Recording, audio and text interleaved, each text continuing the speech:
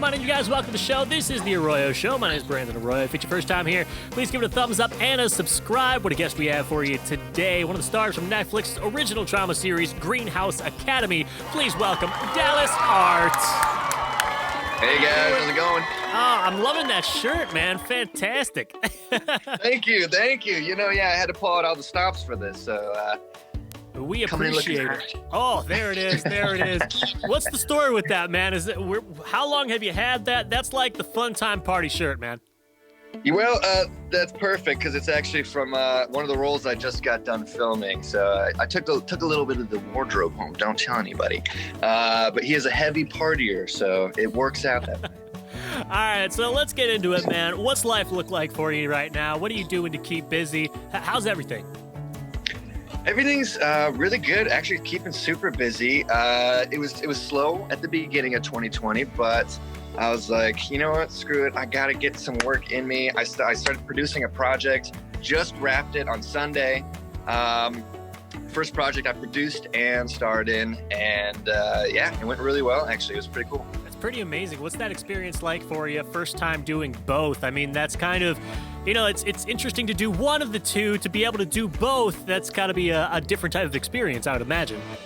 Yes, very different experience, and honestly, it was wild, mainly because COVID stuff really just threw a wrench in a lot of different things. It was like an everyday battle fighting against some COVID things that popped up.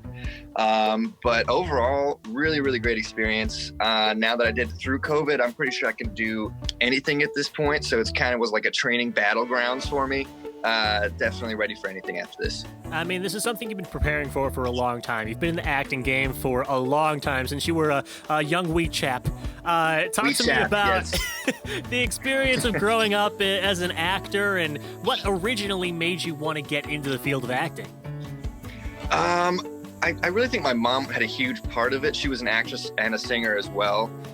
So she kind of introduced me to the whole world of acting and entertainment, and from there, I don't know, I've just always been interested in pursuing it as a career. I believe I heard a story that you once did a parody of the Crocodile Hunter, but called it the Frog Hunter. What was the story with that? Yeah, so that was actually my first, not a feature film, my first short ever made. My mom directed it, and I used to catch frogs as a kid. I had a little as one does. Yes, as one does. And, Crocodile Hunter was a big, he was like my idol as a child. And I just admired him so much and his show. And I was like, you know what, I'll make my own version. And I'll be the coolest frog hunter in town, get all the ladies, you know? All the ladies. Little did they know that frog hunter was going to grow up to have the fantastic party outfit that we see in front of us right now. Yes, exactly. Yes, sir. All right, so you grew up in Michigan. Talk to me about life in Michigan, because that's kind of, I mean, there is still acting to do, you know, in Detroit and Ann Arbor, but you really do have to kind of make it to a different part of the country to do it full time for the most part. What was your acting experience like in Michigan, and what was your life, young Dallas in Michigan, like? Well, it was a lot of frog catching at first, which eventually turned into, you know, there was actually a very big theater scene in my small town. I was in Jenison, Michigan. Of course, the year after I left the school there, they built this huge, auditorium theater at my high school, on the grounds. Of course, that's how it works out. Yeah, of course. I was like, I go back and they're having a show. They're like, oh yeah, come out, check out the new theater. And it's this huge auditorium, like beautiful seating. It feels like you're at the craziest theater in New York. And I was like, oh, cool, great. So, I just missed that experience. And 2 years earlier, guys, come on. But yeah, there was a huge theater scene there. The director from my high school was really well known and just an incredible teacher. And I just decided, at one point I went to San Diego where my grandparents lived, and I went to this acting camp. And from there, I was like, I caught the bug, and I was like, well, I want to try this full time. Might as well move out here and see what I can do, you know? You had been in some pretty large productions prior to even doing that. I mean, Seussical the Musical, Fiddler on the Roof. As a young kid to be in something like that, I would imagine that just had to make you more and more hungry to want to be involved with this whole acting thing.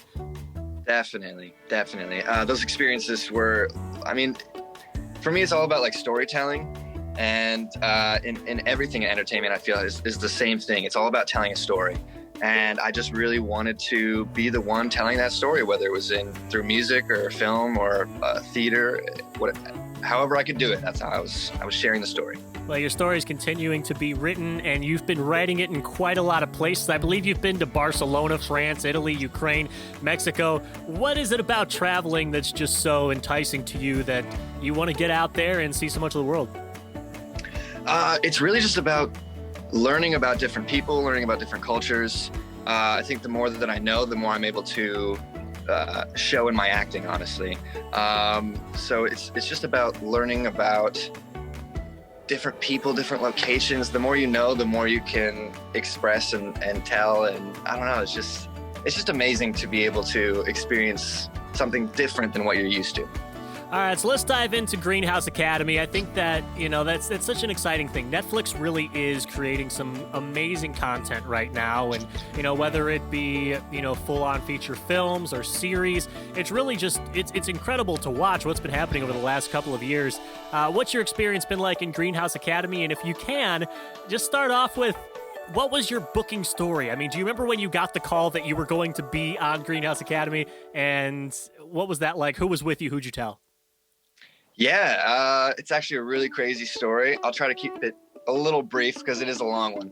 But it's funny because the first person I called when I got the call back for the testing process was a guy named Brandon. He was a good friend of mine. He had just booked the OA on Netflix. I don't know if you've seen it. Great show. And it's funny because I literally just got done casting him in my project as well because I had more power on this one. So I was like, all right, Brandon, I love your stuff in the OA. I'm bringing you onto this film right now. We're going to kill it. And he slayed it. I can't wait for everyone to see it. But yeah, he was the first person I called and I was like, hey man, I just got this call back. It's not confirmed yet, but I think we're going to be Netflix buddies. And he's like, oh bro, heck yeah, let's do it, man. The funny part before that, though, is my first audition for the show. I had no money. I was totally broke. I was Ubering at Coachella Music Festival. I was Ubering for people to make that extra cash.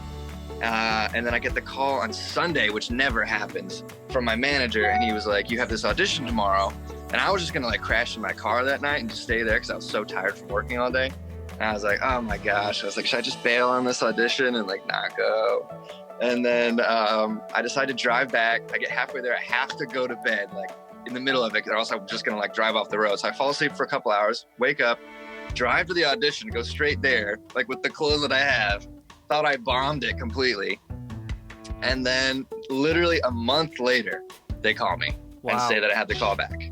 It's amazing. Steve Harvey calls that your turn back moment, where you're always going to have these times in your life where if you would just take that final step and push yourself that one last step, that could be the one moment that's going to change things for you moving forward. And it's amazing how often in life that will happen. That one interview, that audition that you did right after you were so just tired is the one that turns into the one that you needed to be going to. So that's great to hear. Yeah. All right. So as we begin to wind down the interview, we have something called the Final Five. It is the who, what, when, where, and how of what you have going on right now in your life. First question, who do you speak with the most on a day-to-day basis? Probably my girlfriend Asia. Yeah. Very cool. What was the moment when you knew that acting was what you wanted to pursue? I was at an acting camp somewhere in between Los Angeles and San Diego, and they had agents come in at the end of the week and kind of assess a performance of ours. And I got really good reviews from this one agent and decided they wanted to have a meeting with me. And I was like, okay, well, if I can get an agent, I guess I should be doing this. That was the moment.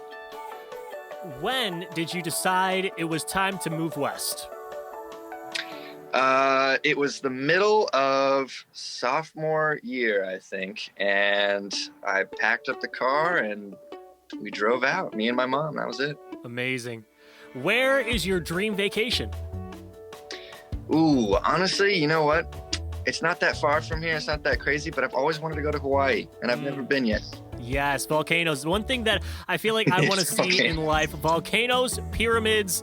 Yeah, I think maybe the Eiffel Tower as well. Those all seem like really cool things to have in there. Since you grew up on the East Coast, did you get to go see the Statue of Liberty at one point? I did, yes. I've been to New York a couple times. It's beautiful. I love it there. And final question, how do you define success?